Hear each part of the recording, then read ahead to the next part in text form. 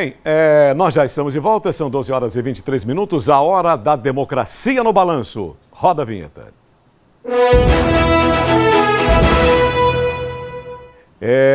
Exatamente assim, gente, dando sequência a essas conversas com prefeituráveis, pré-candidatos, pré-candidatas à prefeitura da nossa capital.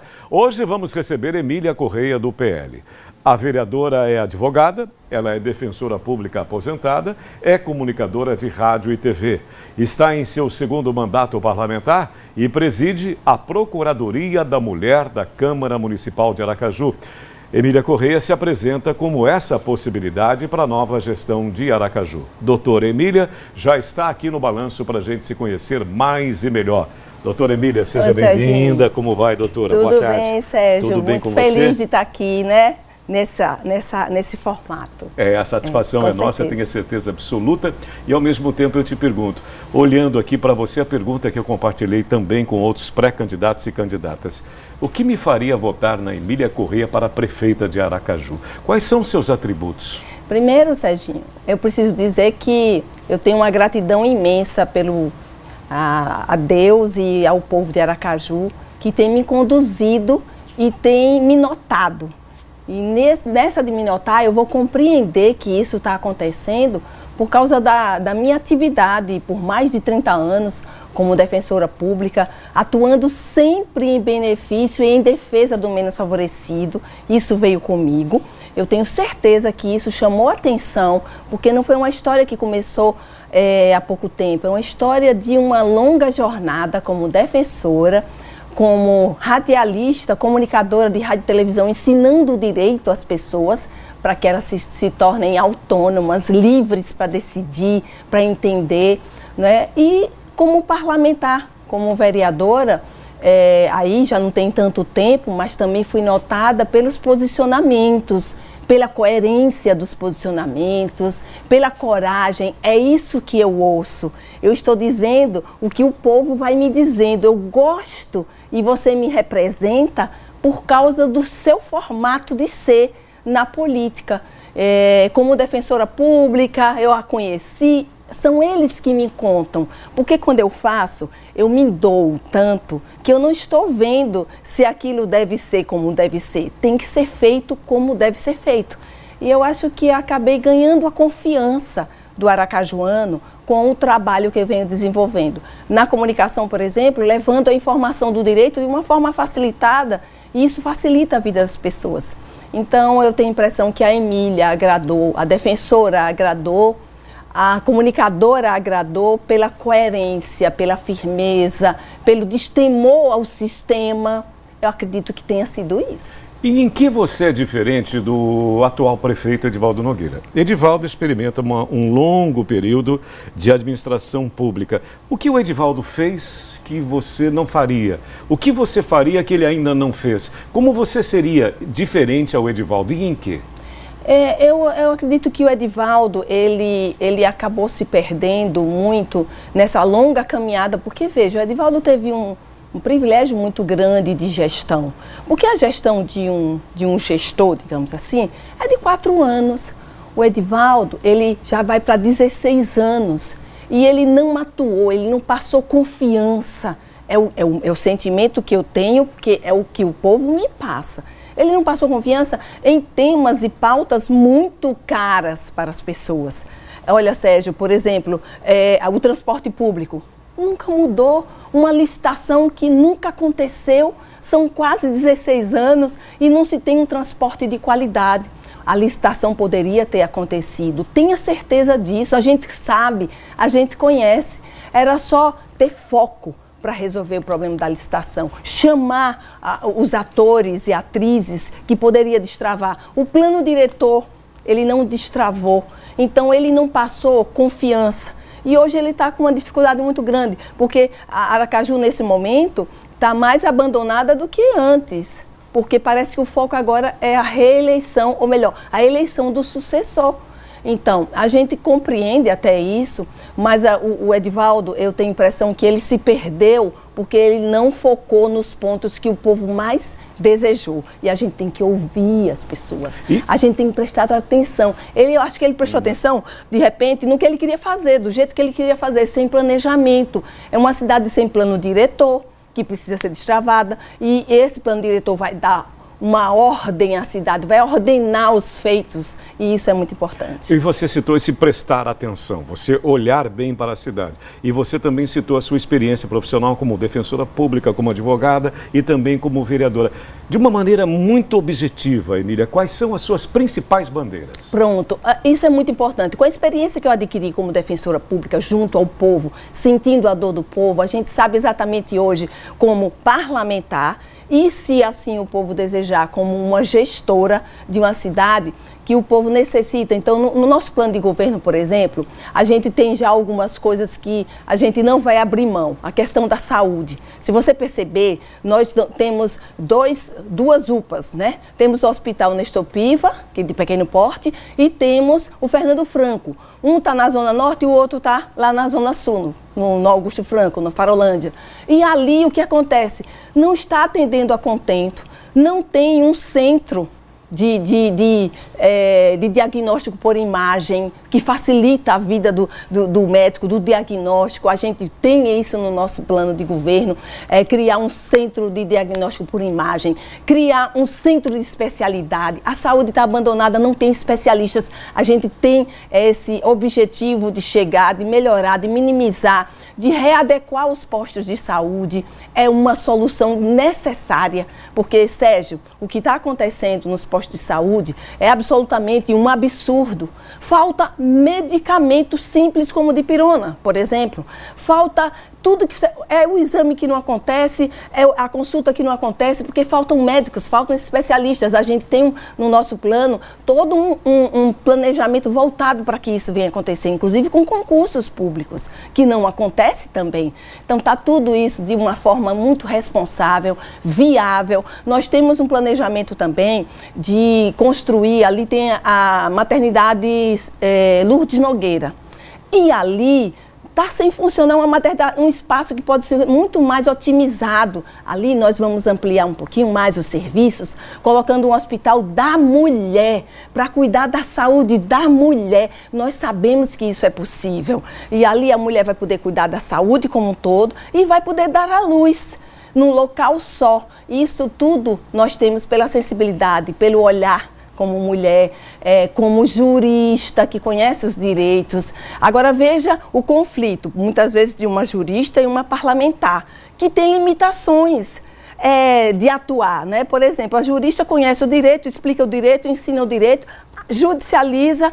A parlamentar confecciona a lei, quer políticas públicas, mas só quem faz isso é o executivo, é a prefeita. E como prefeita lá chegando, nós faremos acontecer Aracaju. Te perguntar a respeito também das pesquisas recentes, né, Emília? Nós temos aí a pré-campanha, nós estamos apenas começando esse período e me parece essas pesquisas te apresentam com um amplo favoritismo. Isso te estimula ou aumenta ainda mais a sua responsabilidade? Só vereadora? Aumenta mais a minha responsabilidade, Sérgio. Só aumenta, porque a gente sabe que isso foi gerado.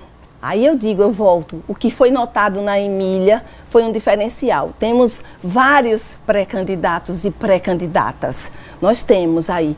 Mas pode observar, todos eles fazem parte do mesmo agrupamento.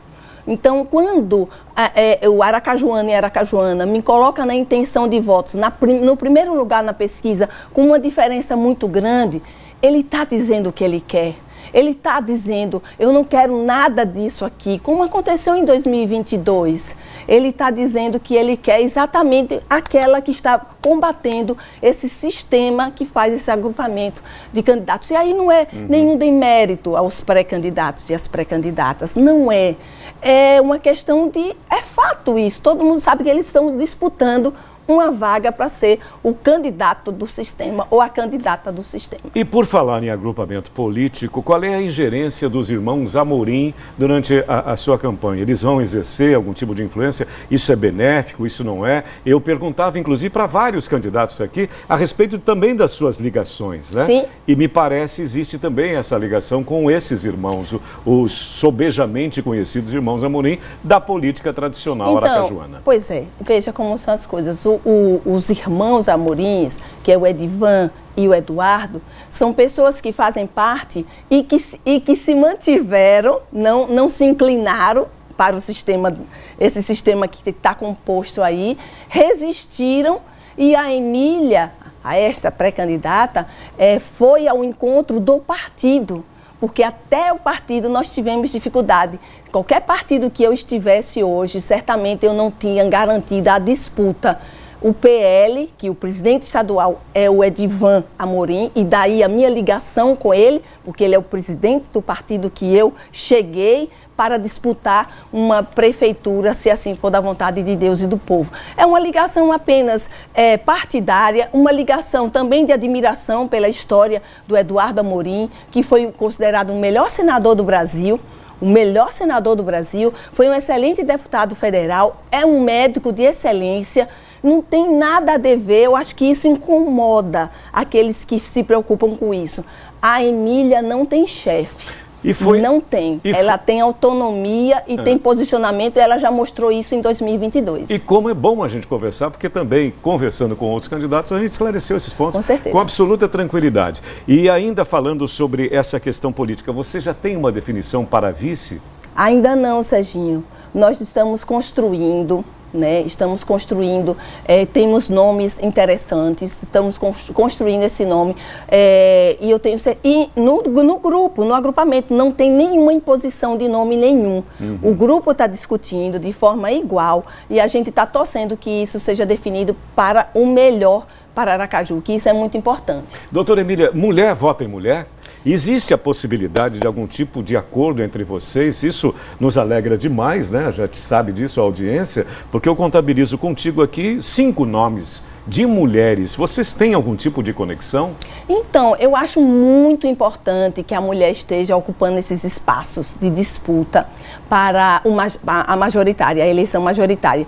Isso foi muito difícil acontecer, mas está acontecendo e já é um avanço. Mas eu tenho uma opinião, Sérgio, e que a gente não deve votar em um homem porque ele é homem, numa mulher porque ela é mulher. A mulher precisa ocupar todos os espaços. E é bom que essas mulheres estejam realmente posicionadas para isso. Mas não é o fato dela ser mulher apenas, né? Não é o fato dela ser... É uma história que tem que se analisar, tanto do candidato homem, da candidata mulher, se ela está preparada, se ela tem história, qual é a história? Porque se você observar, todo mundo tem a mesma fala, todo mundo tem a mesma... até os planos de governos praticamente são iguais. Então, todo mundo fala, por exemplo, revitalizar o centro, eu falo também da revitalização, digo como a gente vai fazer, porque não há tempo aqui. A questão da saúde, a questão da educação. Você sabia que são 69% de crianças não alfabetizadas? É muito sério. Então, os planos são muito iguaizinhos. Aí eu fico imaginando, a pessoa do outro lado, me analisando, escutando o outro pré-candidato, a outra pré-candidata, todo mundo está falando o mesmo plano de governo praticamente. Poxa, legal. E agora, como é que eu faço para escolher? Como é que eu faço para me decidir? Olhando a história, olhando os posicionamentos, olhando a coerência, olhando os lados, olhando como andou, como disse, como está, por que foi para cá, por que foi para lá, olhando a história. É a recomendação que eu dou, porque as falas vão ser muito parecidas, porque vão querer agradar quem está do outro lado. Aí, para você saber quem está com a verdade, você tem que caminhar e conhecer a história de cada um. E o PL, ele vai te proporcionar essa estrutura necessária para essa campanha, doutora Emília? Eu não tenho dúvida disso, que vai proporcionar a estrutura que a gente precisa para levar o nosso nome até as pessoas, para que as pessoas saibam que a Emília Correia é pré-candidata a prefeita de Aracaju. Então, essa condição foi um dos motivos que nós escolhemos pela segurança da disputa, porque senão a gente não conseguiria nem disputar, porque iam puxar num tapetão de verdade, viu? Fique atento a isso. E a gente vai ter essa condição, sim, tá na mão do eleitor. É muito importante. Sérgio, eu conheci Aracaju, caminhando por Aracaju, desde 2012 como política. Comecei a minha vida política em 2012. Eu não conheço somente Aracaju na palma da mão. Eu conheço a dor do aracajuano e da aracajuana. Eu sei o que eles passam e sei exatamente a solução de cada coisa. E a gente vai estar muito ligada nisso e firme. Porque se tem uma coisa que eu aprendi com meus pais, principalmente com a minha mãe, foi a firmeza de caráter.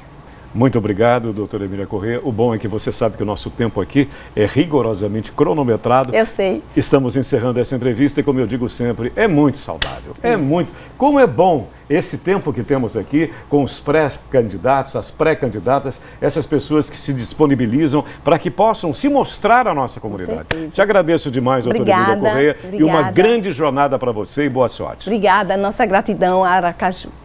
Muito obrigado e boa tarde, doutora.